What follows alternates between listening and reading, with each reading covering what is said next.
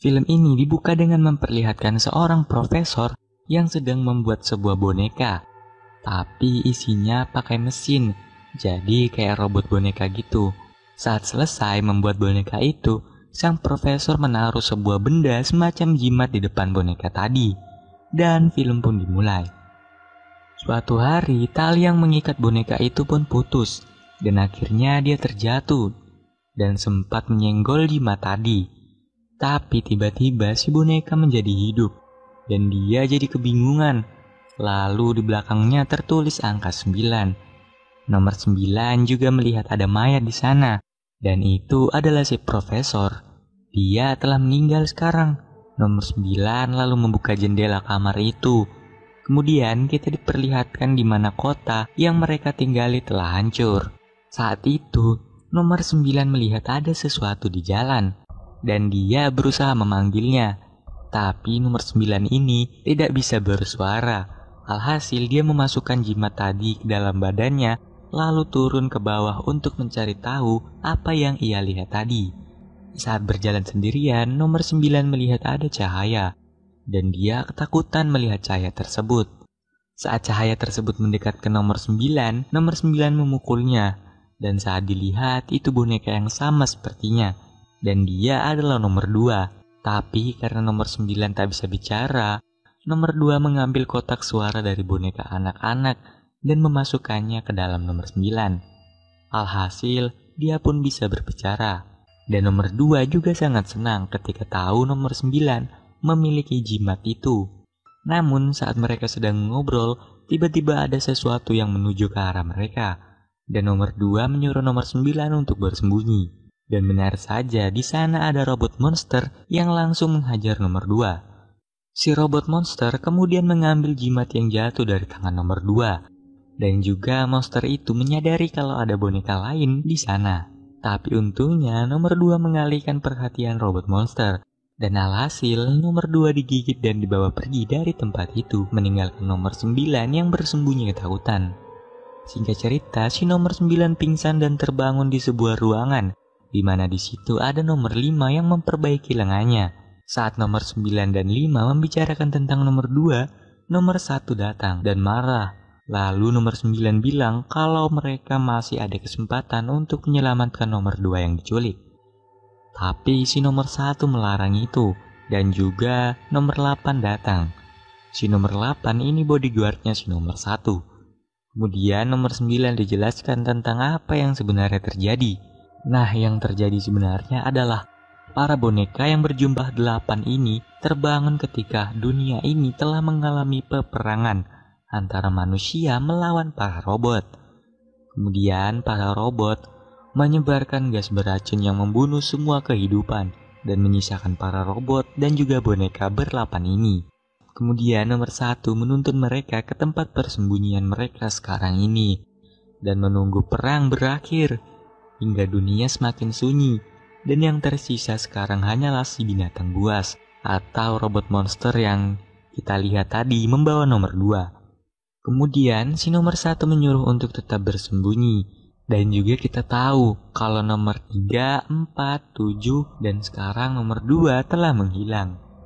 Namun nomor 9 ini tak setuju untuk terus bersembunyi, tapi tetap saja nomor 1 memilih untuk bersembunyi. Lalu kita diperlihatkan nomor 6 yang banyak sekali menggambar sebuah simbol dan menempelkannya di dinding. Cerita pun berlanjut di mana nomor 9 dan 5 sedang berada di menara pengawas. Di atas menara, nomor 9 mengajak nomor 5 untuk menolong nomor 2. Pada awalnya nomor 5 tak bisa, tapi kemudian si nomor 9 bilang, kalau bukannya dulu nomor 2 datang membantumu di saat kau hampir mati. Setelah itu akhirnya nomor 5 mau ikut, dan mereka berdua dalam perjalanan untuk menolong nomor 2. Singkat cerita, nomor 9 dan 5 telah sampai di depan sebuah goa. Tapi sebelumnya mereka tak bisa masuk karena di dalam begitu gelap.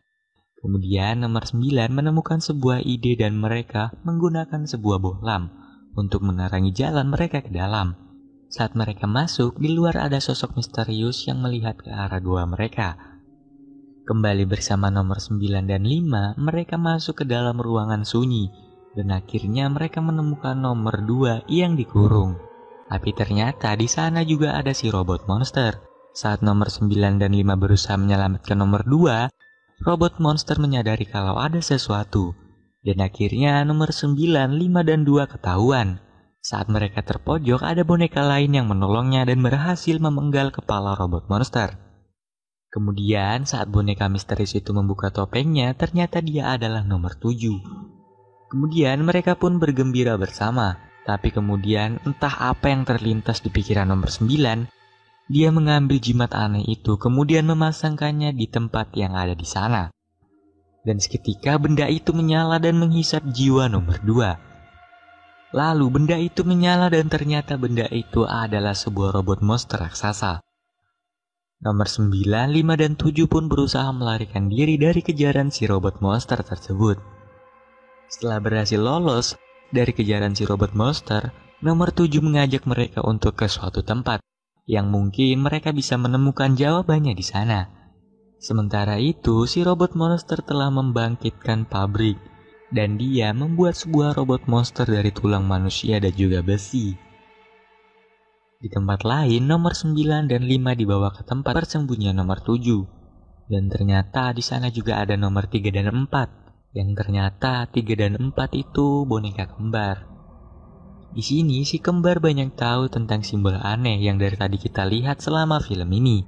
Kemudian nomor 4 memutarkan sebuah film dokumentasi. Dan akhirnya kita tahu bahwa dulunya robot-robot diciptakan untuk membantu manusia.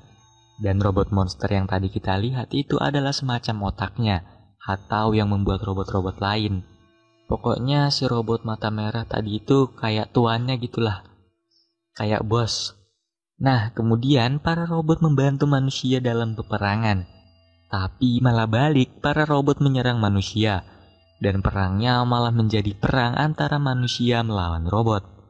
Intinya seperti itulah. Setelah itu nomor 9 menggambarkan sebuah simbol yang selalu dia lihat.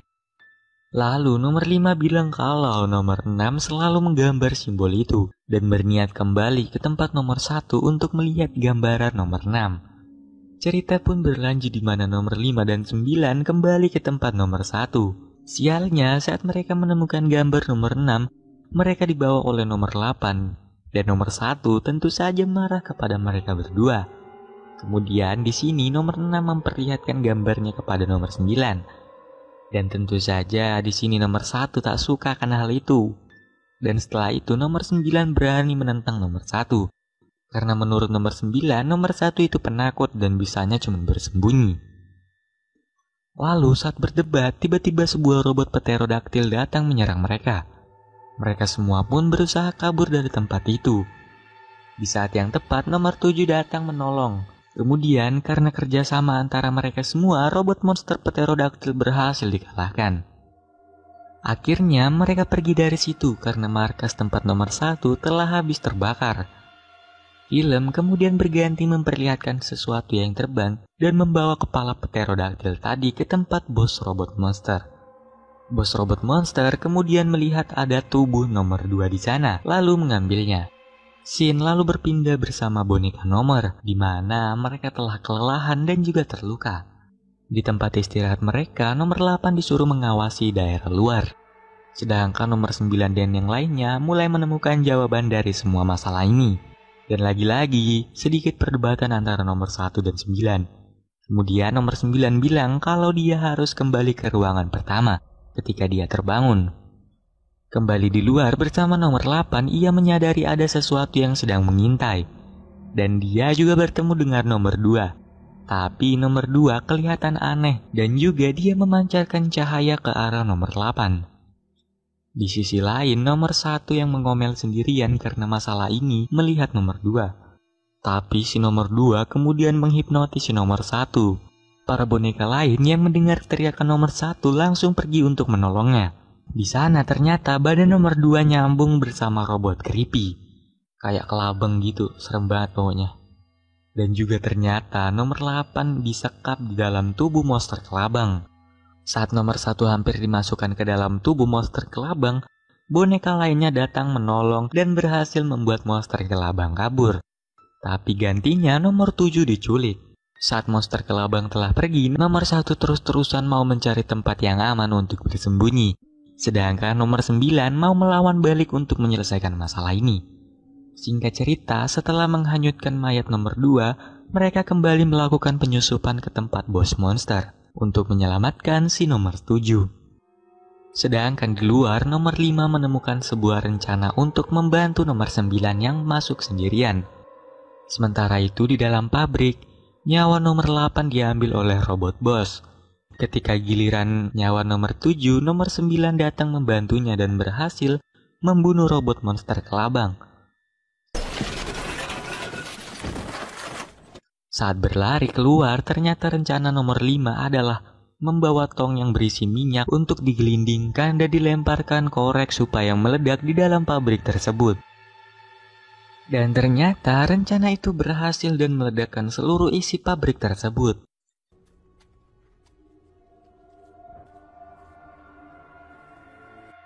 Saat dikira ini semua sudah selesai, tiba-tiba robot bos muncul dari kepulan asap, lalu menangkap nomor 5 dan menghisap jiwanya. Boneka yang lain pun berlari menuju ke jembatan. Saat robot monster hampir terjatuh karena jembatan yang rusak, nomor 6 menahan untuk jangan menghancurkannya, karena jiwa boneka yang lain sedang terperangkap di dalam robot bos itu. Kemudian robot itu pun menangkap nomor 6 dan terjebak di potongan jembatan. Nomor 6 yang tertangkap menyuruh nomor 9 untuk kembali ke kamar pertama saat ia terbangun. Dan akhirnya jiwa nomor 6 dihisap. Sedangkan nomor 1 dan 7 tidak setuju dengan nomor 9. Dan akhirnya nomor 9 pergi sendirian ke kamar tempat ia terbangun untuk pertama kalinya. Di kamar itu, nomor 9 menemukan sebuah kotak yang ada nomor 9-nya di tangan profesor. Dan itu ternyata semacam hologram. Sang profesor berbicara kalau dia menciptakan boneka nomor untuk melawan robot karena para boneka memiliki potongan jiwa sang profesor. Kemudian sang profesor menunjukkan cara menggunakan alat aneh yang dari tadi kita lihat. Profesor pun menempelkan alat aneh itu dan jiwanya dihisap untuk dimasukkan ke dalam tubuh nomor 9. Kemudian dia pun meninggal. Akhirnya nomor 9 kembali mencari teman-temannya di sana. Sedangkan boneka lain sedang melawan robot bos dengan sebuah senjata. Namun mereka semua harus lari mundur karena robot bos semakin mendekat. Di saat boneka nomor bersembunyi, nomor 9 menjelaskan tentang jimat itu. Singkat cerita, para boneka benar-benar terpojok. Dan saat nomor 9 akan melawan balik, nomor 1 mengorbankan dirinya untuk dihisap jiwanya. Dan itu memberikan nomor 9 kesempatan mengambil jimat tersebut. Kemudian menekan urutan tombol, dan itu pun bereaksi menghancurkan si robot bos. Pada akhirnya mereka seperti menyiapkan tempat atau semacam kuburan untuk boneka nomor yang lain. Kemudian nomor 5 memencet lagi urutan tombol jimat itu. Dan tiba-tiba para robot yang lain itu pun keluar jiwanya. Kemudian pergi ke tempat mereka masing-masing dan beristirahat dengan tenang di alam mereka. Dan sekarang tinggal nomor 3, 4, 7, dan 9 yang masih hidup. Lalu film pun tamat. Endingnya yang gimana ya endingnya ya? Awalnya tuh aku kira bakalan kembali hidup semua gitu loh, kembali ke tubuhnya masing-masing. Tapi ternyata tidak. Dan sudah gitu aja endingnya. Mereka tetap mati gitu. Cuman jiwanya dibebaskan. Oke, terima kasih telah menonton video ini. Jangan lupa buat subscribe dan like dan pantengin terus channel ini. Sampai jumpa di video berikutnya. Dan sampai jumpa, dadah.